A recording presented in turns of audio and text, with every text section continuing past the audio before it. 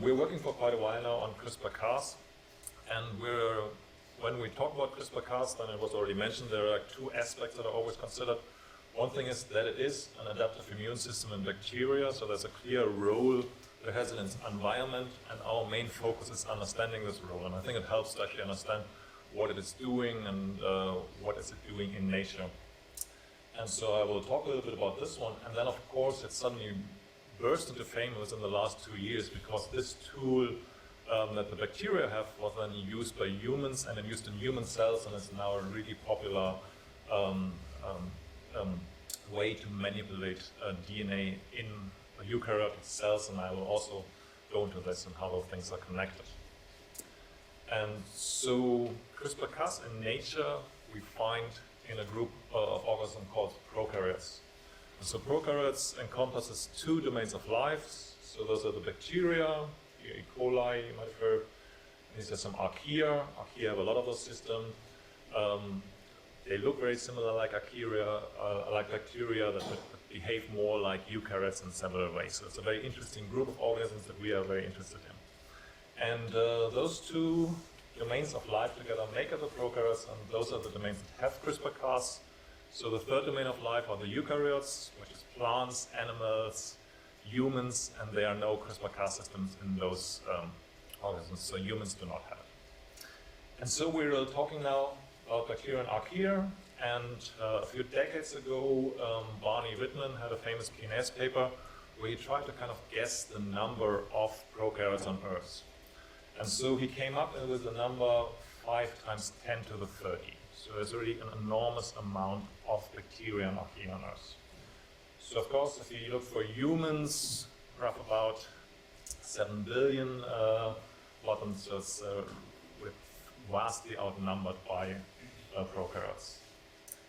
And now we have those bacteria and archaea, but there's another biological entity which exists in even bigger number, and that is viruses. So we have enormous amounts of prokaryotes everywhere on this Earth, and wherever we look, viruses are about 10 times more abundant, so that's the approximate number you give.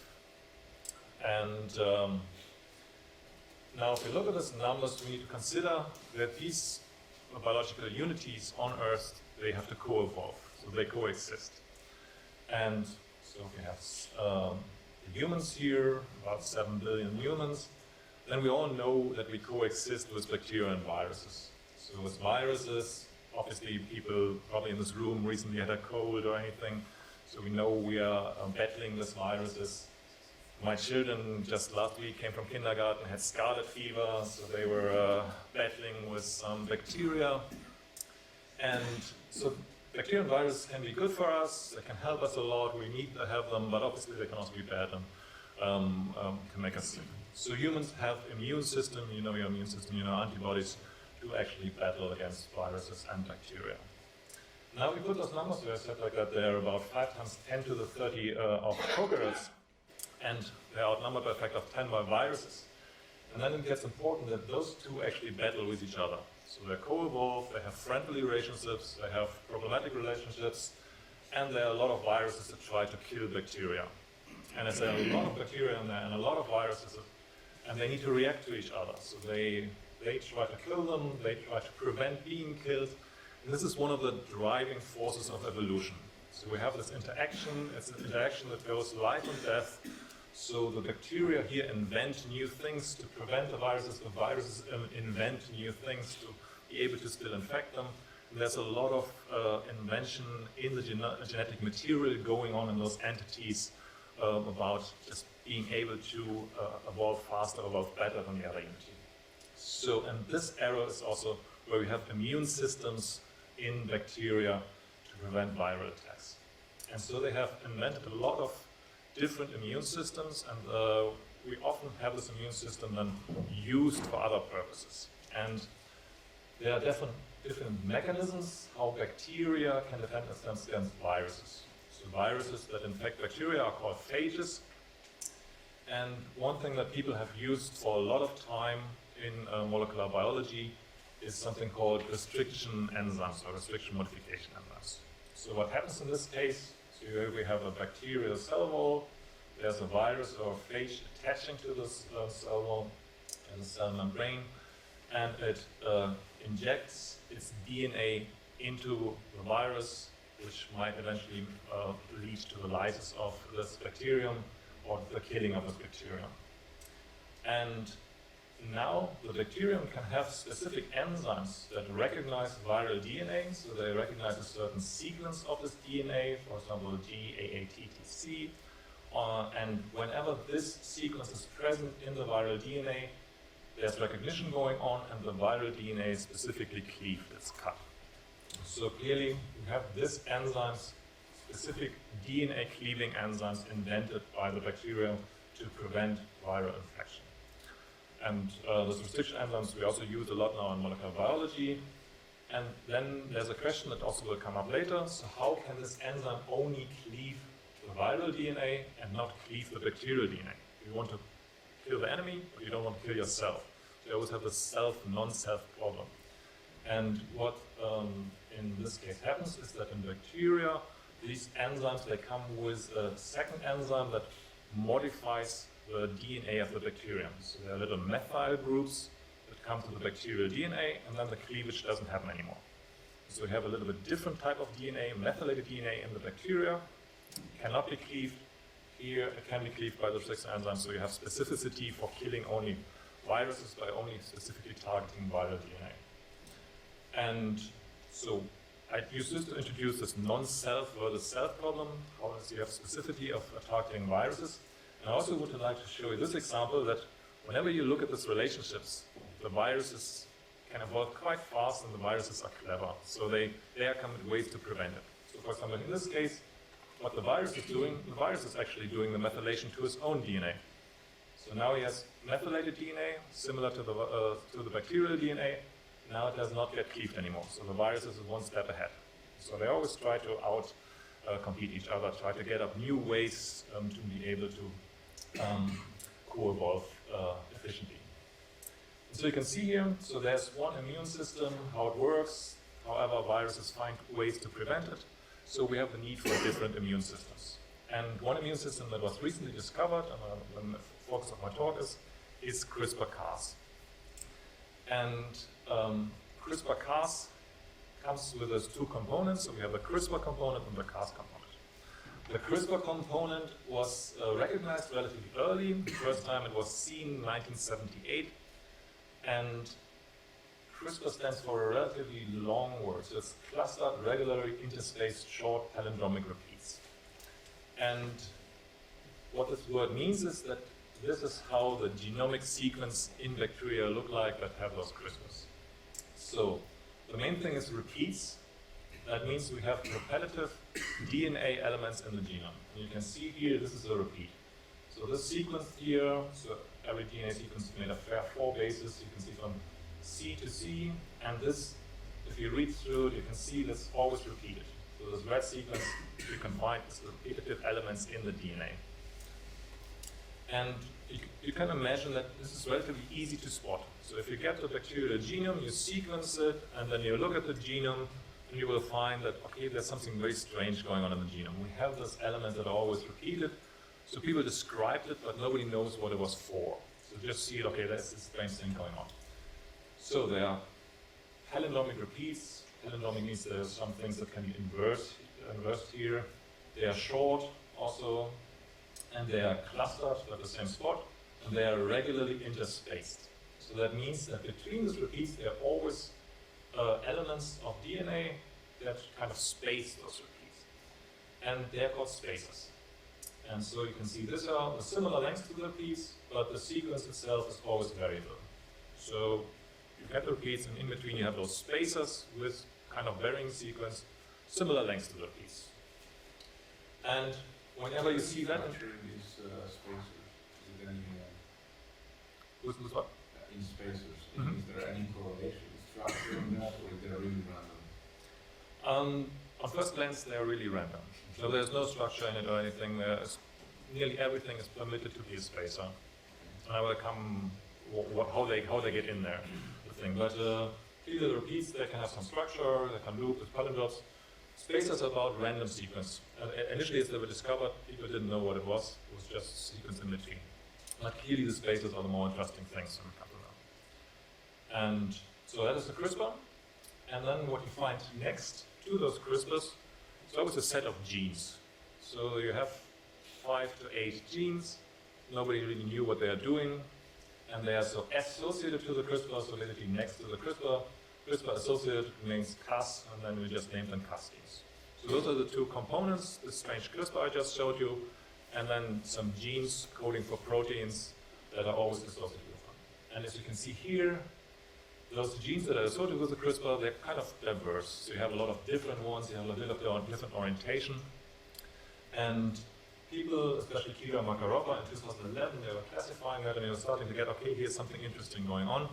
And about that time, I also started to get interested because as I was just finishing my postdoc in Yale University, we were looking at other antiviral things.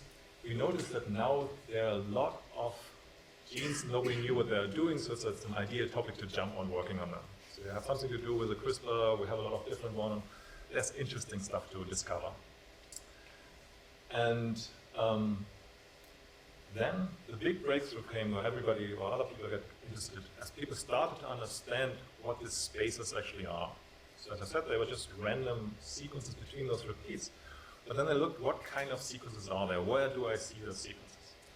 And then they discovered that those spaces, so if we look here, the blue boxes are supposed to be those repetitive elements, and the colorful ones are those spaces, so those variable sequences in between.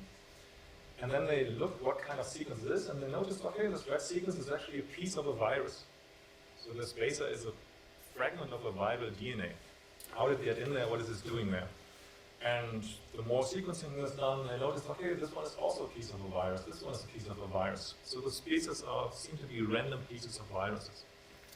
And then you have the bacteria, and they got infected by the virus, and they noticed, for example, if there was a piece of this virus in the sequence in there, this virus here could not infect this bacterium anymore.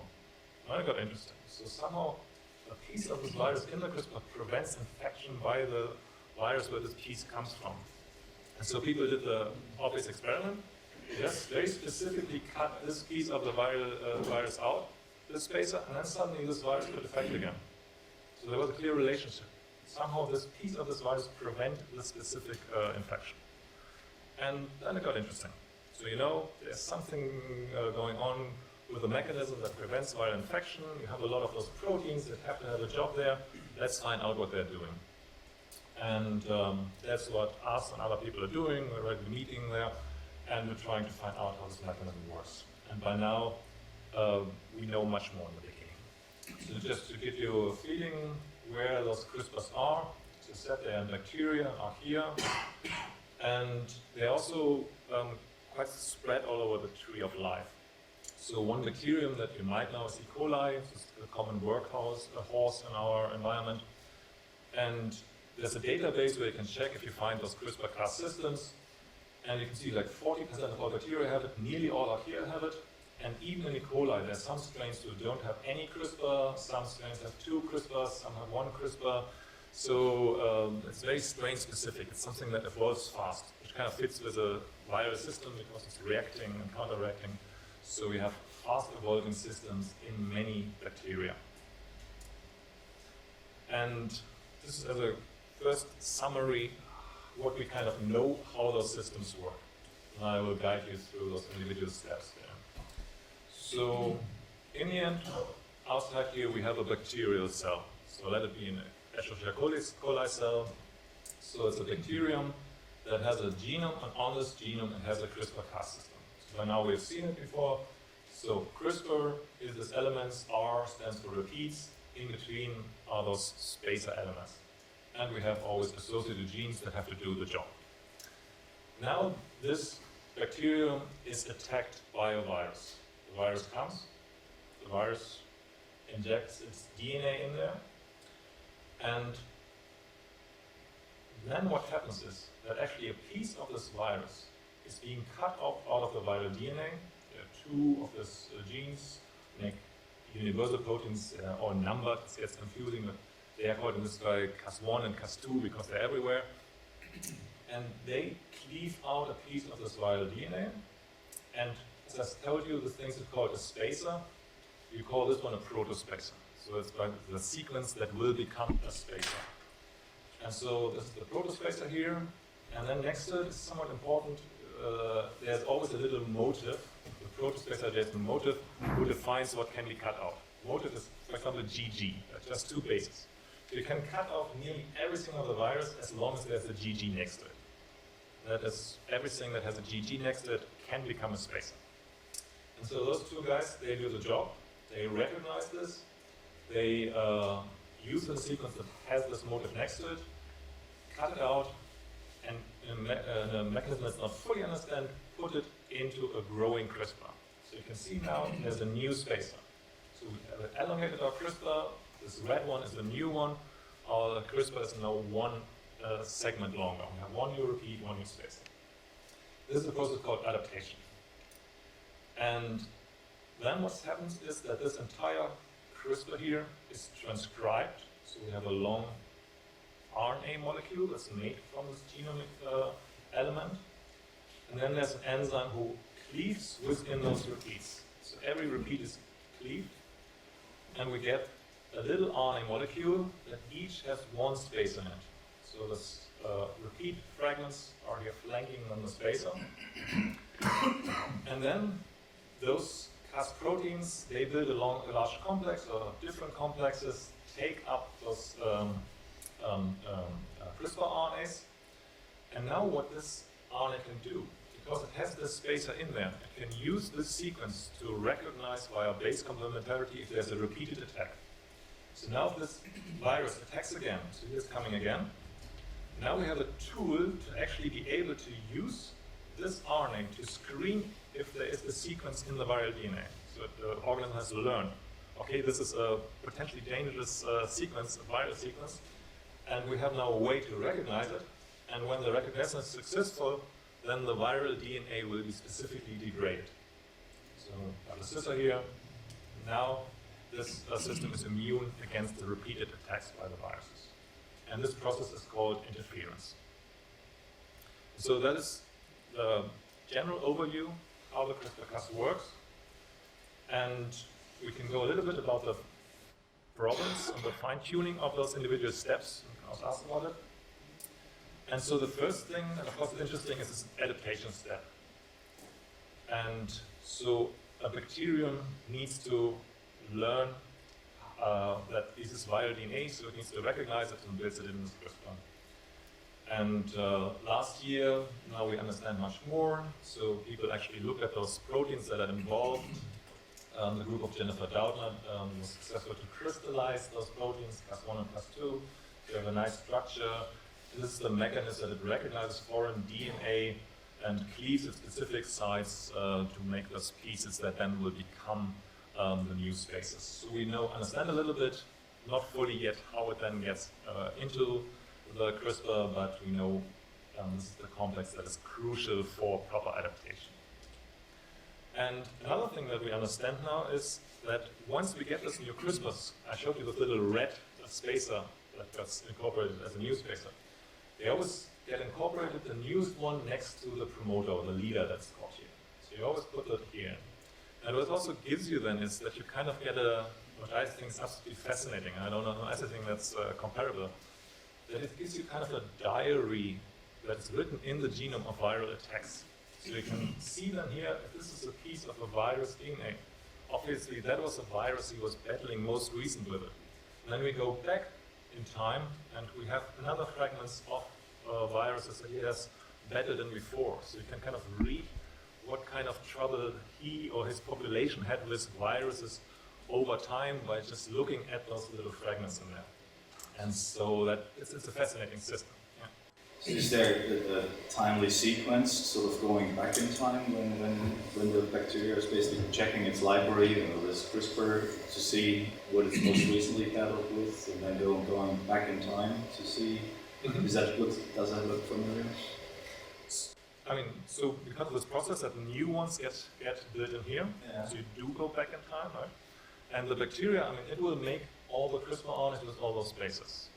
And just this piece of information, because here is the promoter Cas drives the making of those CRISPR RNAs.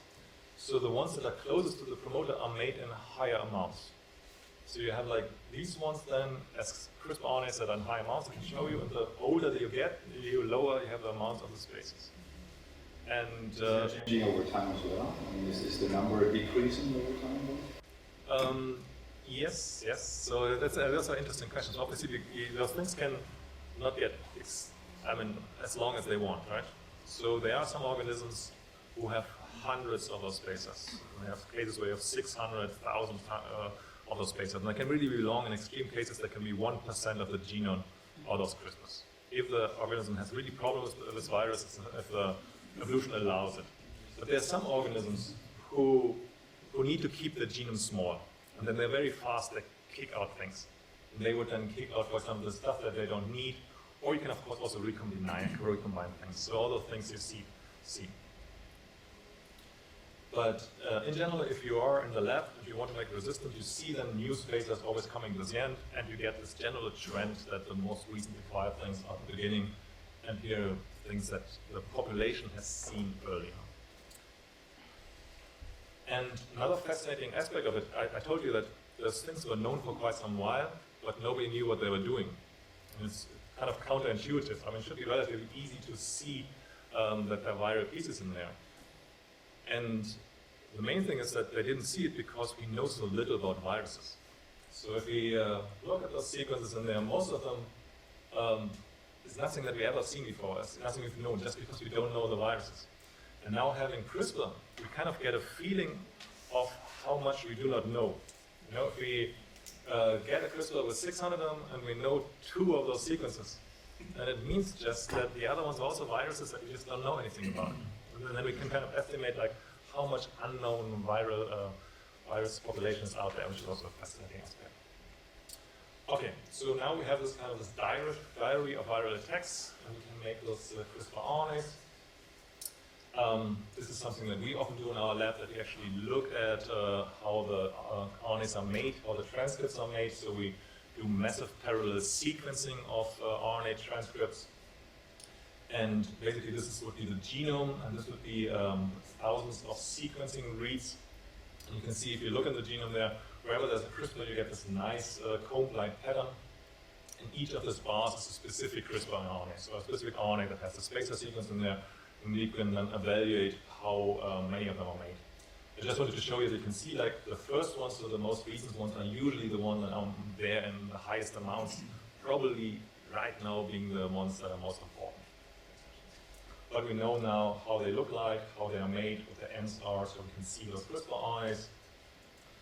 And just last week we published one of those enzymes that actually generates the CRISPR RNA. So if you have a long RNA, there's an enzyme that cleaves within the repeats so that we get this little fragmented CRISPR RNAs that each have a spacer. And this enzyme is called Cas6, recognizes the repeat. So in green here we have a repeat forming a structure, and then very specifically cleaves within the repeat after recognizing this, this sequence or the structure of it. And so this is what we end up with. And this is like a crucial element of any CRISPR system. So we have a piece of the repeat at the 5' end, we have a piece of the repeat at the 3' end, and then we have the entire spacer. So this sequence that comes from the virus and the RNA. I wrote this bars here because the key of using an RNA is that you can use it as a guide. So we have now a guide molecule. A molecule that guides us to sequences that are complementary to the RNA. And this would be, for example, viral DNA with the same sequence. So the target strand then would melt, the DNA would melt, and the target strand would be complementary to the sequence, and we can use this spacer to specifically recognize the sequence of the attacking viruses. And this is how it would look like, and also shows you a little bit of the problems that we have. So here, with the target DNA, for example the virus DNA, we have here the spacer of the CRISPR RNA. If it's complementary, we can use it to recognize, okay, this is viral DNA. And now we have one problem, because this sequence of this virus DNA is also inevitably always in the bacterial genome, because it's where the CRISPR actually is. So all the bacteria have at the locus of the CRISPR this very sequence. And so the CRISPR can also target its own genome, could cleave itself. So this needs to be prevented. And what you can see here is that you have this overhangs here, and when you have this locus of the CRISPR RNA DNA, so the locus of the CRISPR in the bacterial genome, then the repeats match perfectly with the repeat section. So when this happens, there's no cleavage. So it doesn't cleave itself. It only cleaves when they are free. And one thing that we need then is this PAM sequence that I talked before. So the sequence next to the protospacer. It's called GG or anything. So a little sequence. And the most important thing is that it makes sure that this little repeat piece does not base pair with the PAM. And if this doesn't happen, then we cleave it. So we need a PAM mainly to be able to select self versus non-self, specifically targeting viral DNA, but not targeting itself. And therefore those little protospacer adhesion motifs evolved. And as they are currently one of the most investigated topic, I will come to that a bit later. Okay, so now we have our CRISPR RNA. This is what needs to be done. And so now, yeah? Where the methylation place? Did you say that methylation is driving the distinction? Yeah. So the methylation is another example that you can do self versus non-self, and that is used by those restriction enzymes. So restriction enzymes has a different immune system. So here methylation is not important. So basically, this recognition of this PAM sequence kind of replaces methylation or non-methylation that is important for restriction enzymes. But I just wanted to show you that always you have this, one problem you have is how to specifically recognizes the virus and not the bacterial DNA. And so this CRISPR RNA then needs to recognize the viral DNA. There needs to be a mechanism on how it gets cleaved. And as I showed you, there are different Cas genes, different Cas proteins. There are all kinds of different ways this happens. And one thing that's very nice is in type 1 and type 3. So they are, or especially in type 1, they're the most common systems. There's a complex called cascade, and it looks like this. And if you take the proteins off, so here are proteins in there, and you can see in the middle, this is the CRISPR RNA. So here you have the repeat text, and here's the spacer that I always talk about. And so we have an enzyme that cleaves, Cas6, I just showed you. There's another enzyme sitting here at the bottom. And then we have a protein called Cas7 that makes like a filament around this CRISPR RNA. And so that does two things. First of all, it protects the CRISPR RNA. So as you imagine, this CRISPR RNA kind of needs to exist in the bacterium, just waiting for a virus to attack. And can take a long time. You know, no one never knows what happens. RNAs are not that stable. So you make this filament there now that you have a stable complex, and the CRISPR RNA can exist for a long time, waiting for a virus to come. And then you mentioned that the spacers have the potential to form structures. Whenever you have RNA, you can have structure formation. And there's seemingly random sequences, so you kind of want to make sure that they don't form structure with themselves, but they are waiting to form structures with the viral DNA. And what happens is that you have 6 of those molecules here, and in between, you kind of thread the spacers through. So if you look at the CRISPR RNA, you can see here, tuck, tuck, tuck, there's clearly kinks. You can imagine it like that there's this molecule pulling it out like a pin, holding it at its edges. And when it holds it here, here, here, here, this molecule itself cannot form a structure. So it's really in this perfect waiting room. It's stabilized, and it's unstructured, just waiting for anything that matches to this CRISPR spacer. And then additional enzymes, and this molecule then can scan viral DNA and recognize. And so to show you one example, as we work with the structure protein, for example, if we make it in E. coli, we see those extremely long filaments. So here are shorter ones, some transmission EM data. So they really form a big backbone around RNA to protect it and to keep it unstructured. And you can see them quite easily and nicely with an electron microscope. And this is also an example from our lab, just to see now if we have everything working, how do things look like. So here, for example, we would have some bacteria lawn, and we have a virus that infects it. You can see it by the so-called plugs. So those are little holes where the viruses lyse the cells. And now this poor E. coli cell that obviously gets efficiently lysed, so we have a lot of those plaques, which are dead cells, lysed cells. We give them to them Cas proteins, we give it a CRISPR with the matching CRISPR RNA. We make this complex that I just showed you, everything is there, and the cell is happy, no more plaques, it cannot be affected, we have all those controls. So it works, we have a system that we can control to prevent viral attacks. And now we come a little bit to what can we do with those CRISPRs. Obviously, it's very useful for bacteria, but why are humans interested? Why are you sitting here? Maybe one little anecdote is, as it was discovered, this first viral things, it was discovered actually by a guy, Rodolfo Barango, his group, who works for Danesco in 2007. So Danesco, you might hear here, is one of the biggest producers of yogurt, cheese products. So it's a food industry. And why is food industry interested in CRISPR into this? So obviously the food industry requires bacteria, for example, to make yogurt. So they need lactobacillus, other bacteria, and they need them in big fermenters for biotechnological processes.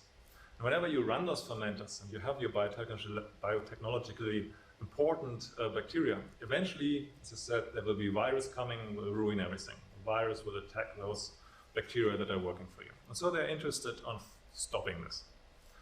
And so they were discovering this then, and of course now what their motivation is, that they would love to have bacteria that work for them that have kind of super CRISPRs, that have long CRISPRs with a lot of spaces so that just the viruses can't attack anymore. And this is what you would do then, that you would design CRISPRs with spacers that those bacteria that are important for you are resistant against the viruses. And unfortunately they can't do that. So if you work in the food industry, you cannot just use genetically modified organisms. So if you now understand how this system works, however, you know what they are probably doing. So what they are doing is that they use their bacterium that works for them, and they give them viruses that often attack. A lot of them then will be killed, but some of them actually get a new spacer, they will be resistant, and so they naturally select for the bacteria who got this new spacer. They take this bacteria, grow them again, give them another virus that attacks them. So they get another spacer. And just by this selection process, just doing it again, they get their super CRISPR. So it's not genetically modified, but they just grow it and select for the ones that survive. And it's, then they get organisms that are more resistant to bacteria. And so there are a lot of applications for these kind of things. How you were interested, not only viruses can be prevented, but also plasmids. So if you're in a clinical setting, then often plasmids bring you antibiotic resistance. It's also very interesting to actually prevent those plasmids that deliver antibiotic resistance in clinical systems. So there are also some interest in this regard. You probably heard of it, or as I said, like 2 years ago or a few years ago, things started to really boom, and that's because of one specific Cas protein. And so usually when you talk about Cas proteins, now you know there are a lot of different ones, a lot of different ways, because the virus always react, but most people only know one of them. And the one they know is called Cas9. And so I showed you this big complex with different proteins that does all those jobs, and that's most common in nature. And Cas9 is a fascinating enzyme because it does a lot of the things that this complex can do as one single big protein complex. And so in Cas9, what we have, one single big Cas protein that is able to unwind target DNA, viral DNA. It uses, again, a CRISPR RNA that has the spacer, so we have complementarity, we can recognize what's the viral DNA. And it also then has two active sites, so it cleaves this DNA strand and it cleaves this DNA strand, very specifically where this guide of the CRISPR RNA tells it to cleave. So we have one protein instead of many. Of course, that's a big advantage in this case. We have a little bit of a disadvantage because we can only afford to lose all those proteins because, by having another component. So this is a so-called trans-activating RNA. So we do need an additional RNA that is complementary to this CRISPR RNA, and we need this RNA so that this CRISPR RNAs get matured. So there's a RNase3, a host enzyme that recognizes double-stranded RNA so that you have cleavage of this CRISPR RNA, and the tracer RNA is then also still maintained to provide activity. So we have 3 components to be able to cleave viral DNA. We have a big enzyme, Cas9, we have a CRISPR RNA, and we have the tracer RNA. And of course, having 3 components is better than having all those many components. People very quickly, however, then, and also one of those things where the patent fights are over, we're discovering that we can make our life a little bit easier. And so we could just use this tracer RNA and we can link it with the CRISPR RNA. So they can do this, and then what we have is a so-called guide RNA. And guide RNA is what you can often be found now. It's basically a CRISPR RNA linked to this segment of this tracer RNA. And those together then is an RNA that can be used by Cas9 to target DNA. So now we have 2 components. We have this fusion or this chimera, the guide RNA, and we have an enzyme, and we have now a mechanism where we specifically cleave DNA. And that's the magic about it. So now we have a relatively easily programmable DNA scissor. That's how it's often described. So we have CRISPR RNA, this tracer RNA, we have this complementarity, so we have a guide RNA, and we have this enzyme with 2 active sites. And this sequence here, so the CRISPR RNA sequence, defines where to cut. So in nature, that would be viral DNA or plasmid DNA, but nothing stops us from just cleaving any DNA we want. So we can relatively easily and freely exchange this sequence. And by exchanging this sequence, we can guide this complex and this cleavage activity to any complementary DNA. So we have the complex then, we have a target DNA sequence, it gets recognized, it gets very specifically cleaved. 2 components. And that's where we made the jump from just being a bacterial immune system to be a really useful tool for all kinds of applications. And so what happens is, in the end, that people started to see, does it actually work in eukaryotic cells? Does it work in human cells? Does it work in mouse cells? So they took those bacterial enzymes, we need one enzyme, the Cas9, they took an element that provides this guide RNA, so you know now it's a CRISPR RNA, plus this little thing here, put it into human cells and see, okay, does it actually work there? And I think this was done, I mean, one group is Emmanuel Charpentier and Jennifer Doudna, who had the first Nature paper on that. Fan Chang also claimed that he discovered the same thing at the same time, so there's a bit of patent issues going on there. But what they definitely see is that you can use those elements and they just work beautifully in a eukaryotic cell. And also, I mean, in that case, they were a bit lucky because they just take bacterial enzymes and you always need to hope that it will work. And it does work. It does not only work in bacterial cells, but in sense it works in worms, it works on flies, it works on fish, it works in human. So those things just do the job everywhere. And so now we have our programmable DNA scissor, and that means we have a way to specifically cut DNA. And so here would be DNA from a mouse or a human, and we can cut, for example, in a region which we think has a lethal phenotype, a disease-causing phenotype. So we can target this disease-causing region in there, and we can change it now. So one thing is we can specifically cleave here, and we can destroy DNA. So we can cleave it here, it will be put together again with mistakes. Even better is, however, we can give them a second DNA with the sequence that you actually want. So we cleave specifically here, we have our dream sequence that we would love to have at this position. Then we have recombination, repair, and this sequence will be inserted at this position. So we have a specific scissor. Repair will always happen in eukaryotic cells, and then we get the sequence in step 1. And so this way, now we have a tool to change DNA. We can change very easily just by modifying this CRISPR RNA guide sequence, for example, human DNA. Okay. So Cas9 is a bacterial nuclease. Yes. And why is it not cut by eukaryotic proteins? I mean, it's not own protein. Is there a mechanism? No, I mean, it's just an enzyme. So it's an enzyme, it's not a full bacterium or anything. So it's an enzyme that's in a human cell among different enzymes. So there's no mechanism to recognize it as foreign enzyme. So it is just happily maintained in eukaryotic cells, and there's no way that the eukaryotic cell would know, oh wait, this is an enzyme that shouldn't be here, obviously you can evolve new enzymes or mechanisms, so you would never know. It has the same amino acids that a human enzyme has, so the same components, so it's not recognized as being foreign. How do you get it then into the human cells and in the cell core where the DNA is? Okay, that's of course always a problem, like delivery. And I can discuss it later, but I'm almost not the most expert on it. So you need to have, whatever you do, you need to have delivery methods.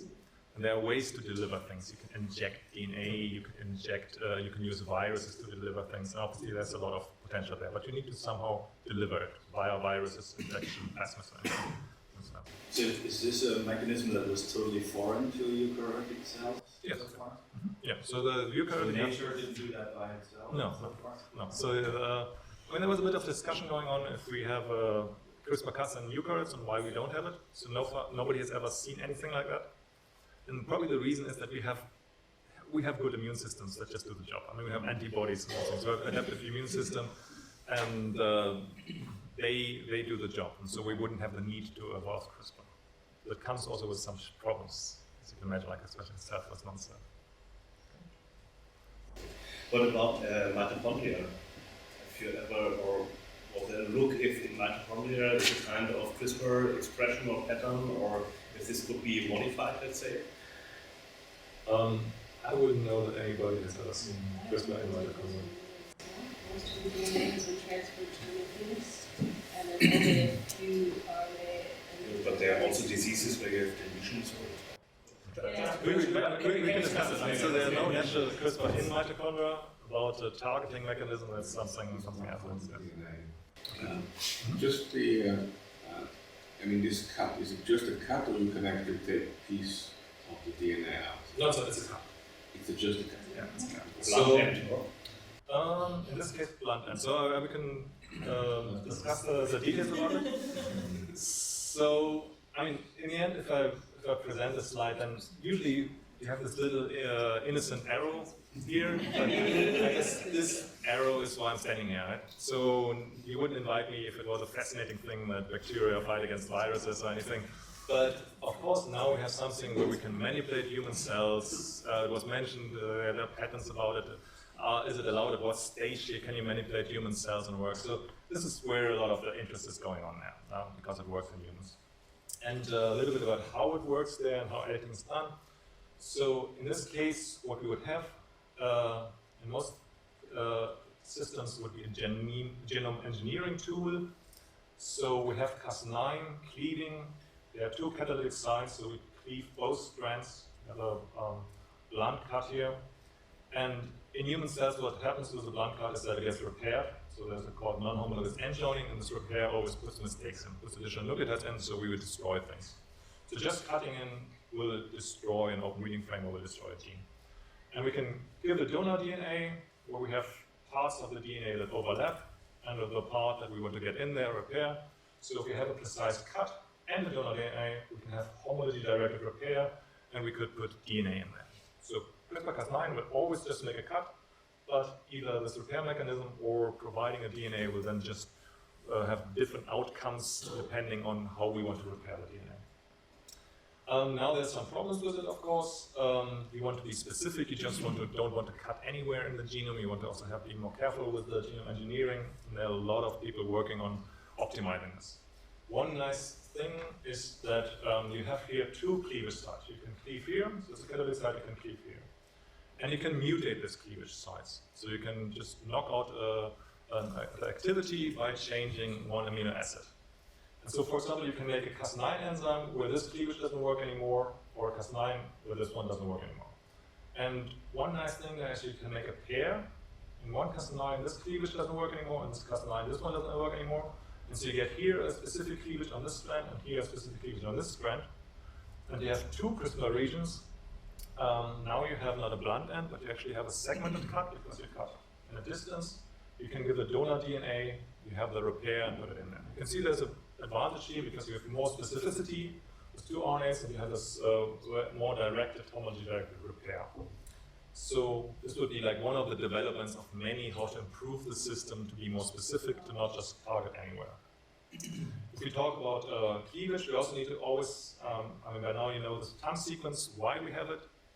It's important, but it's also, of course, a problem now. Because if you say we want to cleave anywhere in the human DNA, for example, we cannot do anywhere. We need to have always a GG in the space.